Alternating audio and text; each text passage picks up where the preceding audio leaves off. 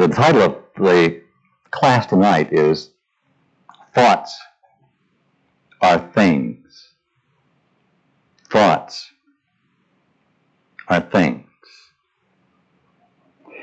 In the first lesson, I shared with you the concept that we really cannot understand the deeper, hidden, or the higher message that is in the Ten Commandments unless we understand something of the nature of Moses. And so we spent some time developing an idea of who Moses was and what he was trying to say to us. Tonight I want you to take a moment to think about the Bible, because we really cannot understand the nature of the message of the Ten Commandments or anything else that the Bible tells us unless we have a more realistic understanding of what the Bible really is. Now, most of us have an idea that the Bible is a holy book of religion. Think about that. When I say holy, I mean that if someone dropped it on the floor, some folks would be horrified, would they not? It's a holy book. In reality, the Bible is not a book. The very word means little books. It's a series of books. And as a matter of fact, the writings that make up the Bible were for hundreds of years in the Old Testament, not written, but carried in the minds and the memory of a tribe of people whose purpose was to do precisely that. And the message was handed down from one generation to the next generation. The real purpose of the Bible is to share with the human race the understanding that comes from persons of higher consciousness about the race, about the potential that exists for all of us.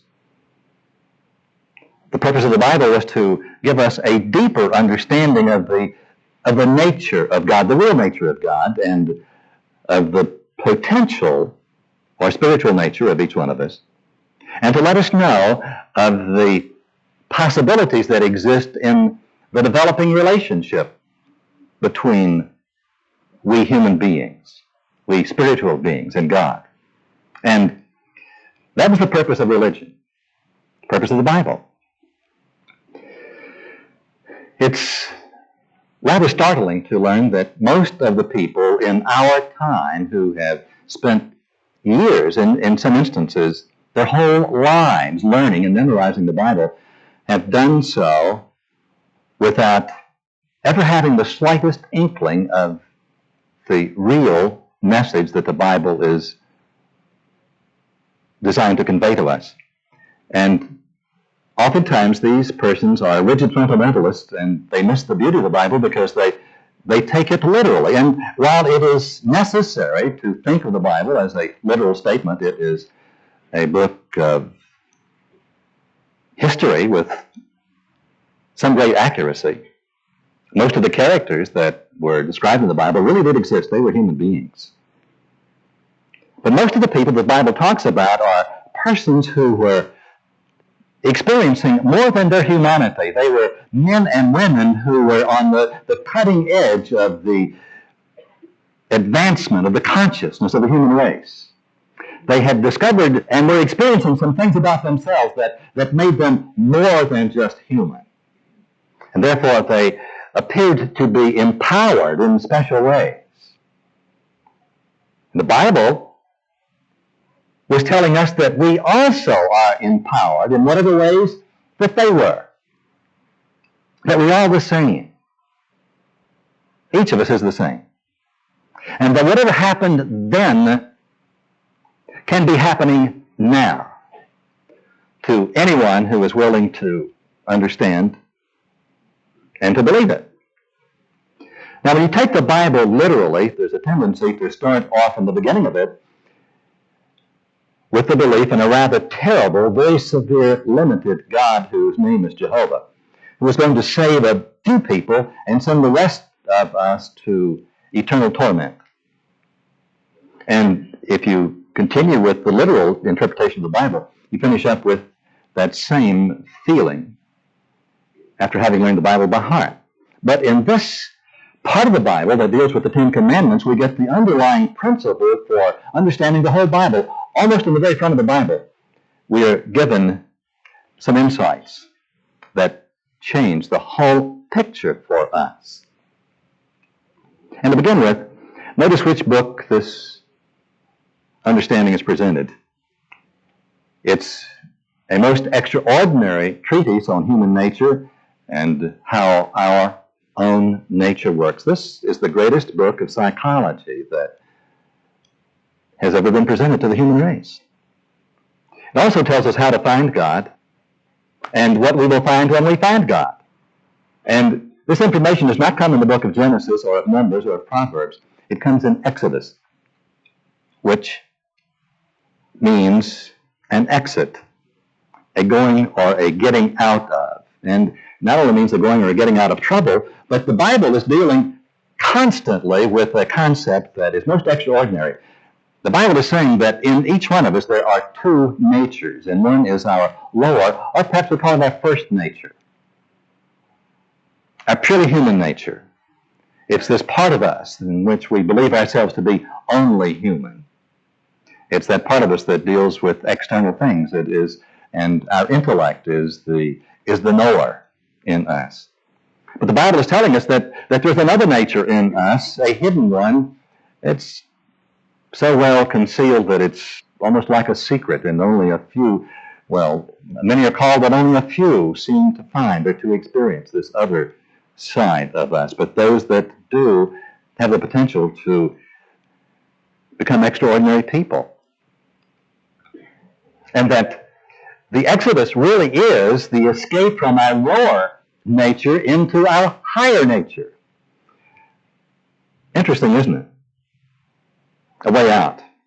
And of course, a way out of trouble, because all of our trouble occurs from our identity with our purely human, normal, lower self. That's where trouble exists. That's where all of our fear exists.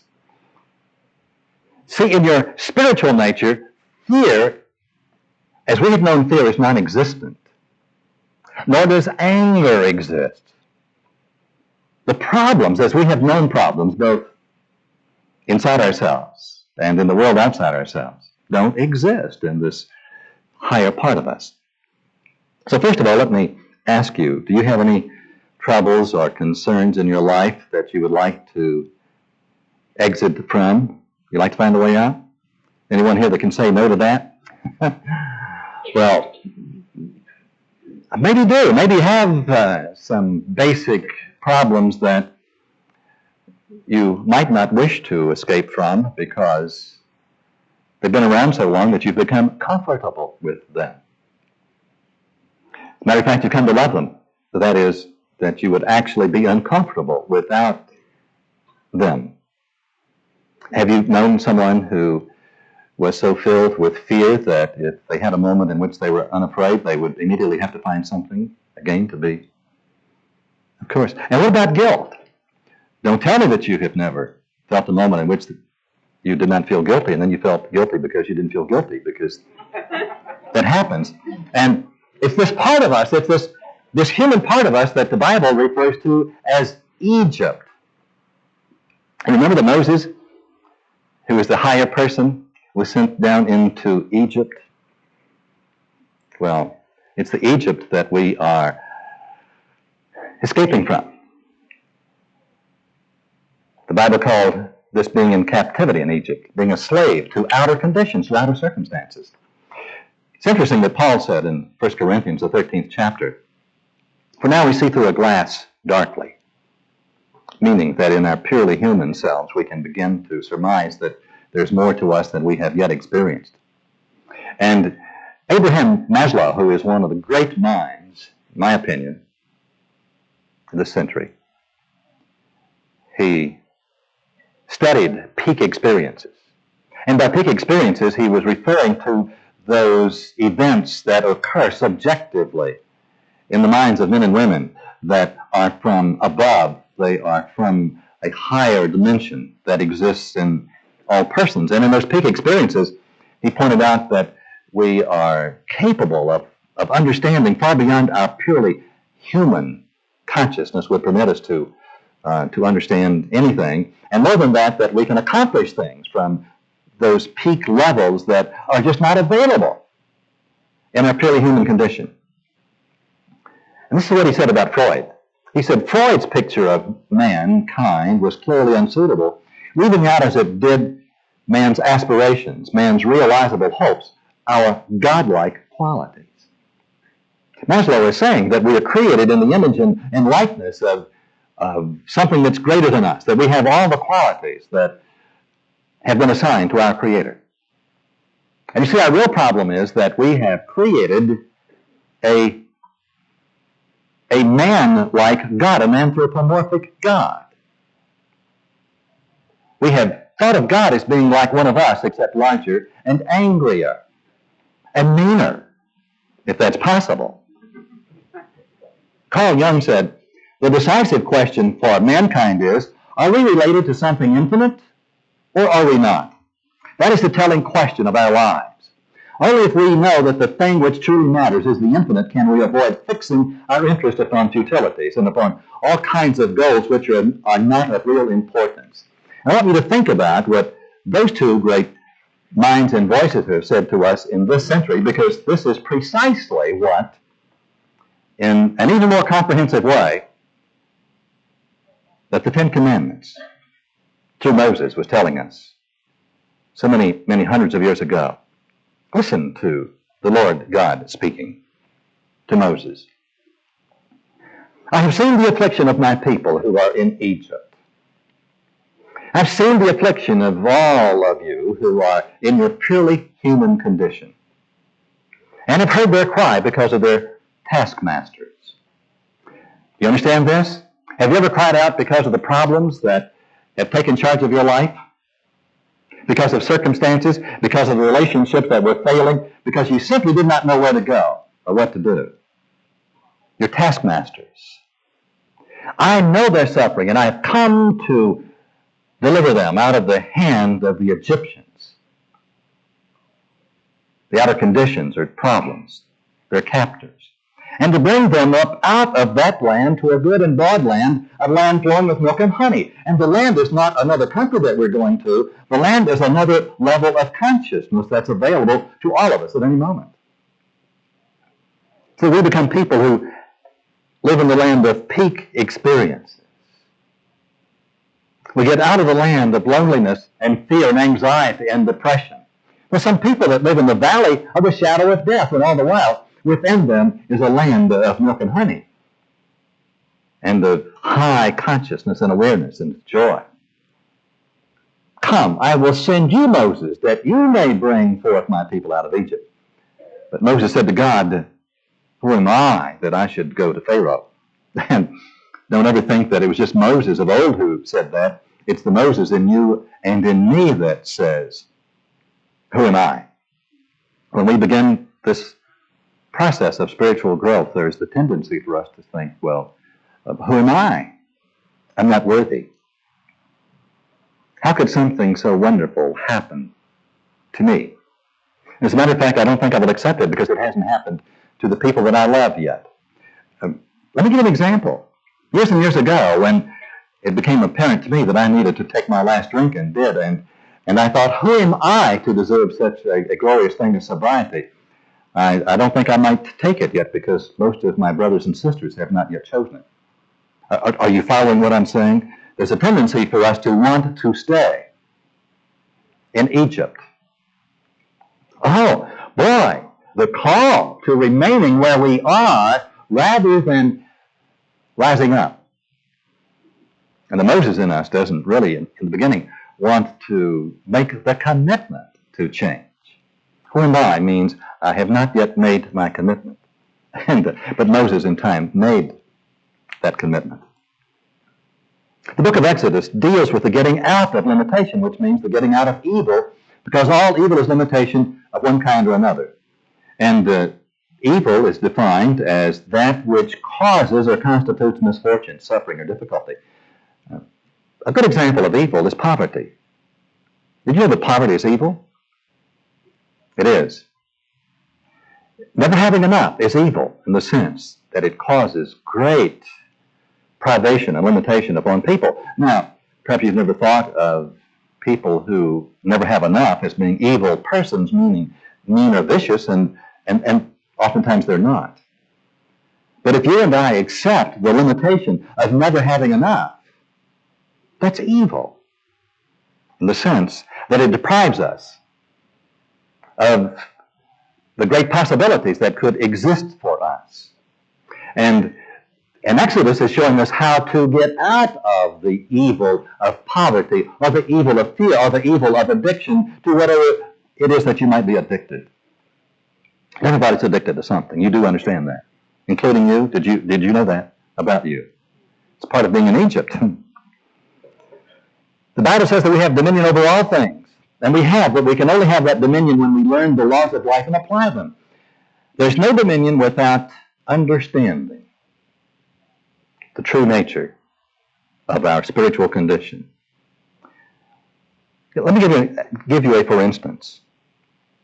We are to a large extent masters of electricity today because in the past we studied the laws of electricity and applied them. This does not mean that you have to be an electrician to turn on a light switch, because you don't. You flick the switch, and when you do, you would fully expect the lights to come on. Isn't that true? And if they don't, you know that the bulb is burned out, or the fuse is blown, or that somebody did not pay the electric bill. You know that there's something that can be fixed. You don't just say, well, the lights don't burn. But do you know that in terms of escaping the darkness of some facet of your own mind? Are you still living in the darkness of Egypt in some area of your life, thinking that it's supposed to be dark? It's not necessary. Men like Edison, Marconi, Ampere, and Faraday did not sit down and hatch up some dream out of their own minds. What they did was to come to understand the nature of the principles of the universe. And they began to tinker with those principles. Faraday, for example, got bits of wire and magnets, and he twisted them about and studied their actions and learned the laws governing them. We have automobiles today because people like Boyle studied the action of gases and what happened with combustion and expansion.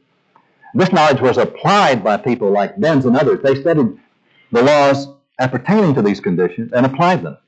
And a most amazing result occurred. You know that for just a few dollars today, you can own a chariot that Julius Caesar could not have purchased with all of the Roman Empire. And it's simply because we came to understand certain physical laws. Well, the Bible is not about physical laws. It's not about the laws of electricity or of those sciences, but it's about the laws of your own inner being. And it says when you come to understand these laws, these principles, and begin to apply them, the most amazing things begin to happen. That you have dominion over the darkness, over conditions, over circumstances. But we have to learn the principles, and then we have to apply them. Simplicity itself, but not easy. Could this be what Jesus meant when he said, seek you first the kingdom of God, the kingdom of higher consciousness, the kingdom of a higher understanding, and the right use of it? Righteousness meaning right use. In other words, come to understand these principles and practice them in all of your affairs, and nothing in your life will remain the same. But we have to understand, and then we have to practice. We have to demonstrate. We have to prove these principles in our lives. You see, the spiritual life is not a theory. We have to live it. We have to practice it in our own laboratory. And it is so remarkable that your life is really a laboratory that's been designed for you and for you alone to make your own demonstration, to prove what you know by practicing these principles. And it's important to remember that we don't know anything that we can't do. See, if we know it, we can do it. It's like turning on the lights. When everything is in place, the lights come on when you throw the switch. And so it is in the spiritual world. Moses, in particular, knew these laws extremely well. He was one of the greatest souls who's ever come to live upon this planet, and he had the potential for the remarkable understanding that he later demonstrated, and he was born into an environment that made it possible for him to develop and then later to demonstrate that innate spiritual potential. And you might think, well, gosh, that wasn't Moses fortunate, but I've been denied his particular circumstances. Don't ever believe it. Your circumstances are precisely the ones necessary for you. And for you, yours for you, and mine for me. Each one of us has exactly what we need. Everything that we need to make our own demonstration. And so don't ever be concerned about not having enough to work with. You have exactly what you need, particularly if you don't have anything. So if you are really in a tight spot in your life, you might be in the most blessed spot of all, because it just might mean that you're willing to surrender your present belief system. You might be willing to finally get up and to leave Egypt, the circumstances that have been binding you and keeping you in earth. Something else that's very important to know is that we do not get spiritual development by going off by ourselves and saying, gosh, I think I will save my own soul, but I'll let the rest of the world hang by its toes. That does not give any kind of spiritual development. It's important to read books and to listen to tapes and to spend time in prayer and meditation. I think it's essential for us to continue to do these things to retrain our consciousness. But that never is enough. If you will follow the history of men and women who have made the remarkable demonstrations, you will see that without exception, they're involved with people in the world. They're involved with a system of understanding. They're practicing some things that they have been shown, they've been taught. They usually have a teacher or teachers, but then in time they become teachers by example. They're involved always with helping others. You see, one of the things that happens when people grow spiritually is in time that you have an insatiable desire to share what you have with other people. You have to give it away. And then the more you give, the more you have. It's a kind of a paradoxical thing that when we come to understand that we can only keep what we share. And we have to be involved with other people. Now to our commandment for today. You shall not take the name of the Lord your God in vain, for the Lord will not hold him guiltless that takes his name in vain. Remember that I said that the theme or the title of this lesson is Thoughts Are Things. This commandment, or this great principle of life, goes a step further than last week when we studied the commandment that said, you shall not steal. If you will recall, we agreed that it meant you cannot steal. You simply cannot steal. Well, the law tonight says you cannot take the name of the Lord your God in vain. You simply can't do it. You see, in the Bible, the word name means nature. Nature. As a matter of fact, in those years and in most primitive cultures, children are not given their permanent names until they reach puberty. I know that Native Americans, Indians, did not name their children with most tribes until a certain age or time came when the adult personality of the child had developed, and then they gave that child a name that corresponded to how the person was. And so when you are speaking of the name of God, what you are saying is, this is how I think God is. That's what the name of God means. How I think God is. Name is what you consider the nature of God is to you. And if you try to do so, you will fail to take the name of God in vain simply because that whatever you think God is becomes the consequences that will follow. Let's see if I can say that better. The word vain means without effort. It means to no purpose. So whatever it is that you think God is what God is to you. So it can never be in vain. I think a perfect example would be in those years of my life when I did not believe that God existed at all. I simply knew I was smarter than God myself, and I knew that God did not exist. And so do you think I was taking God's name in vain when I said there is no God? No. The result I got was that there was no God. For me, there was none. The whole universe was as though there was no intelligence greater than my own. I experienced the consequences of what I believed in exact detail.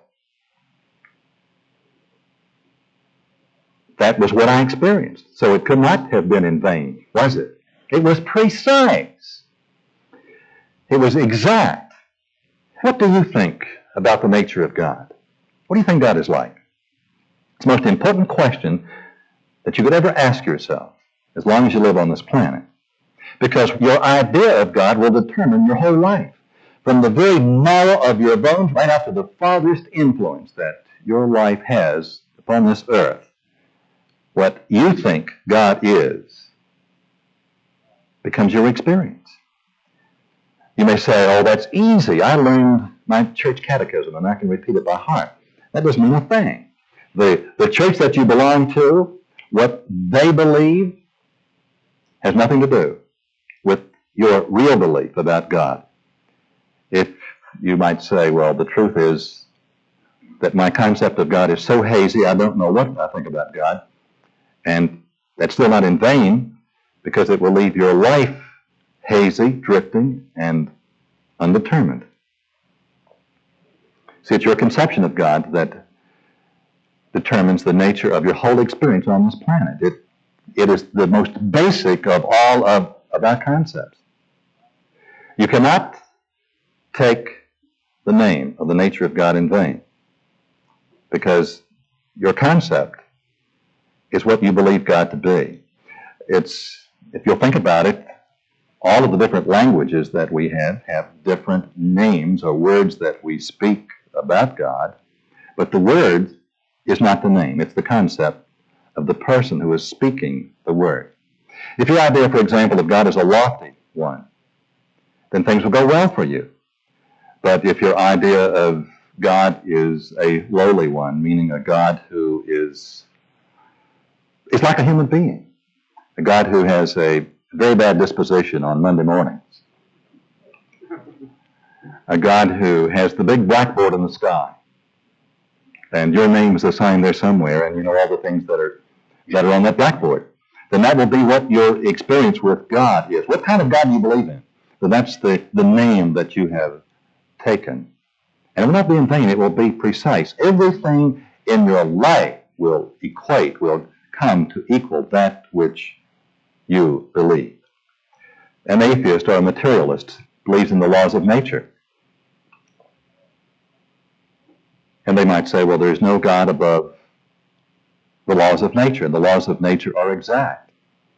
And it's true. The laws of nature are precise. And anywhere that the laws of nature exist on whatever planet, they exist on all the other planets. I remember a few years ago there was a commercial. I think it was a margarine or a commercial that said, don't mess with Mother Nature. Remember?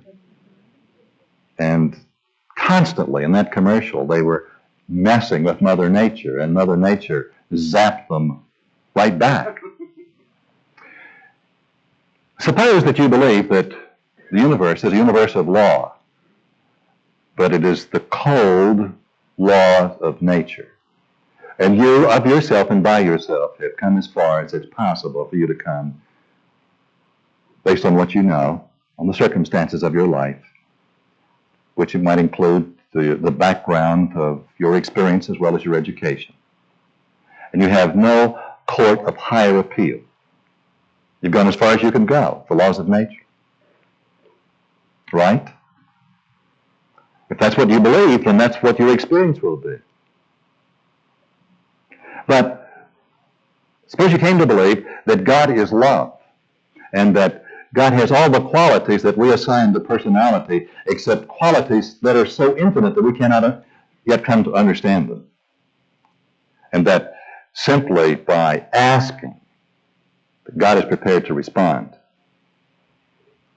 Then you cannot take that name or concept of God in vain, because when you ask, you will be responded to. I just happened to think of something. Suppose that you believe that God could possibly be an angry God with a terrible temper. Think of an infinite temper, and God lost God's temper. You talking about a big bang? Would we not have a universal explosion? You know, we've been told by some scientists that the universe began with a big bang some 20 million years ago. That would be a big bang about every second if God had the kinds of tempers that some of us have assigned to ourselves.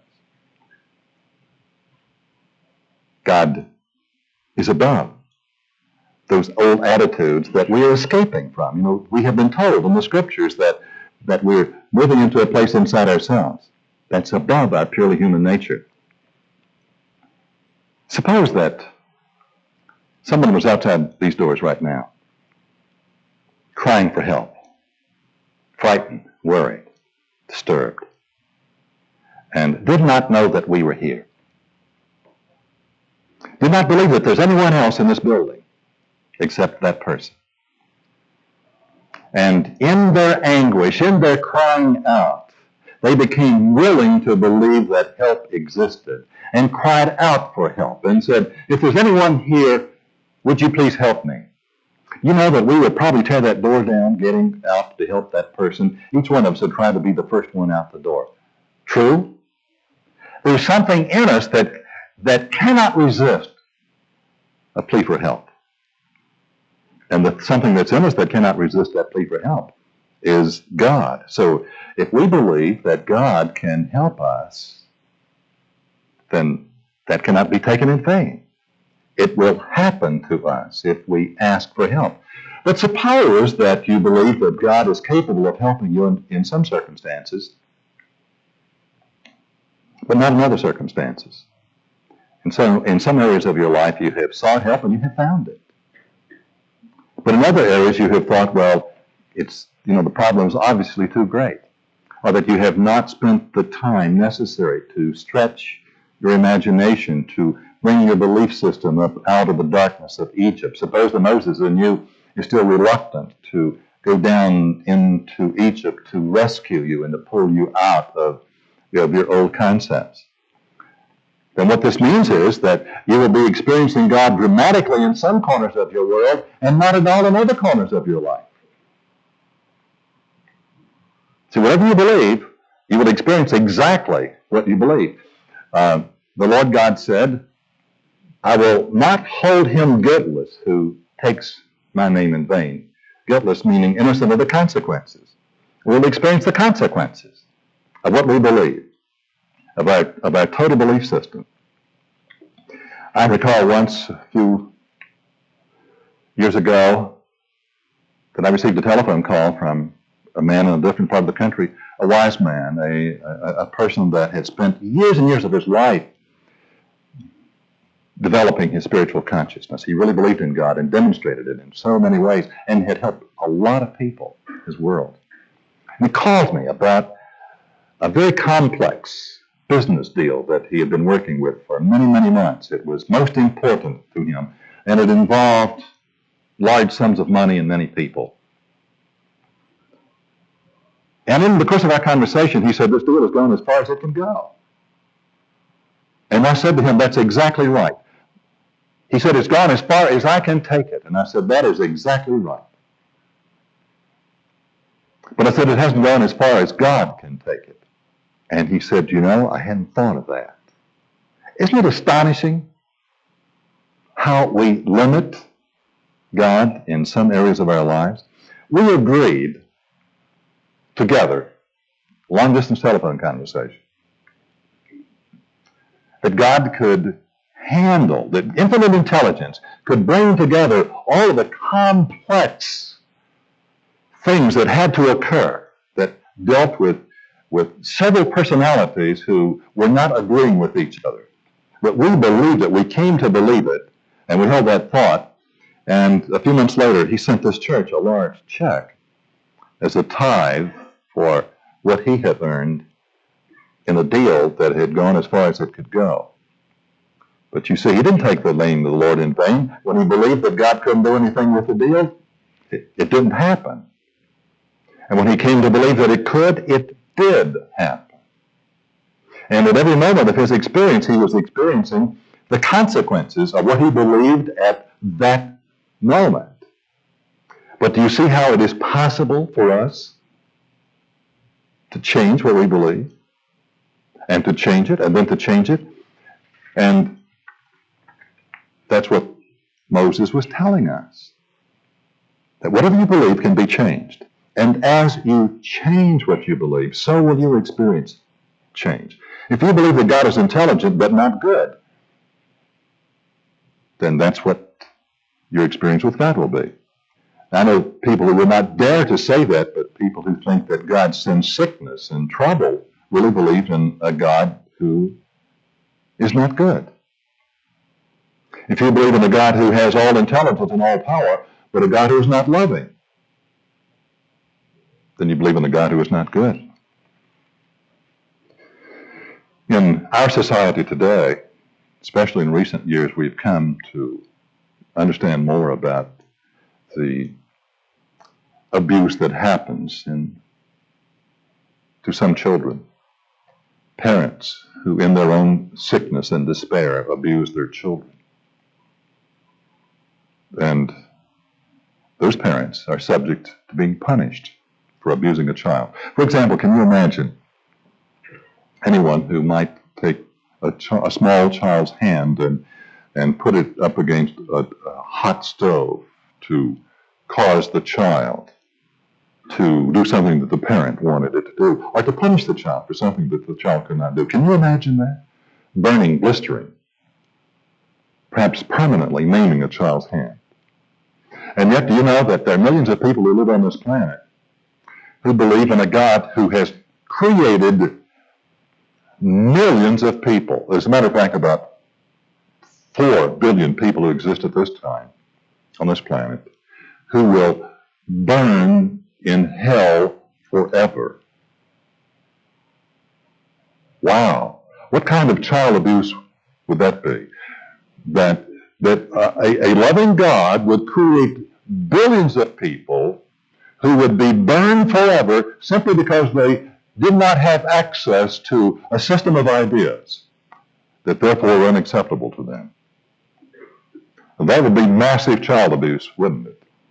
Now, to believe in that kind of God is to have the experience of that belief. But you see, it never was God who would punish us. It is we who would punish us. It is we who have created in our own minds a concept or an image of that level of God. I know that there are people who would not dare to say that that's what I believe, but that is what their experience is. Whatever you believe about God is what you will have happen to you in your life. I know that you have, in those moments, believed that God would do certain things, but not other things. And you could not admit that that was a disparity in your own mind. But the moment that you come into contact with that limited understanding, then you can lift that understanding up into the light and change your experience. You take the name of God by accepting the ideas that you have of God, and the sum total of your ideas of God is His name in you. And that name or that nature will always be your experience and your day-to-day world. And neither you nor I will be able to rise above what we have believed about God. In the early days, many people took a superficial view of this concept, and they thought that the actual name of God must not be spoken. Among the Hebrews, there were several names of God that simply were not uttered. They would not speak the name of God. And this was a superstition because mentioning a name, a particular name, or failing to think of a certain name has nothing to do with God. The Bible tells us that people get into difficulties because they limit the Holy One of Israel. That's what Moses is saying. Got problems? Whatever your problem happens to be, it's because you've limited God. You cannot do it. If you believe that God does not exist, you are demonstrating the very power of God, the very power that you could use to overcome the most serious problem that you've ever had. I know that there's never been a time in my life, and including and especially right now, when there aren't some areas in my world in which I'm having to work with all of the energy at my command to change my belief. My belief in God is the single most important thing in my life. And I've been working on it constantly for years and years and years. But there's some parts of my world, there are some conditions that exist in my life in which I hardly believe in God at all. I believe, but I don't really believe. And so I say, I believe, but help my unbelief. Help my unbelief. Because if I really believed in God and truly believed in God, powerfully believed in God, there would be no part of my life that would not be problem-free. There would be no area in my life in which I could not and would not be making just remarkable, remarkable demonstrations. Do you believe it about yourself? Do you? In this week that follows, observe yourself. Observe what you believe about God. It's the most important issue in your life. And also become willing to observe what you don't believe. See what you don't believe. And try to believe. And watch how that in the most remarkable way, in the most astonishing way, if you can change your belief just a fraction of a thought, something absolutely dramatic will happen. You cannot take the name or the nature of God in vain. Because when you come to believe, something wonderful will happen. The Bible says, keep on believing until the day breaks and the shadows flee away. Because you cannot take the name of God in vain. And that's the way it really is.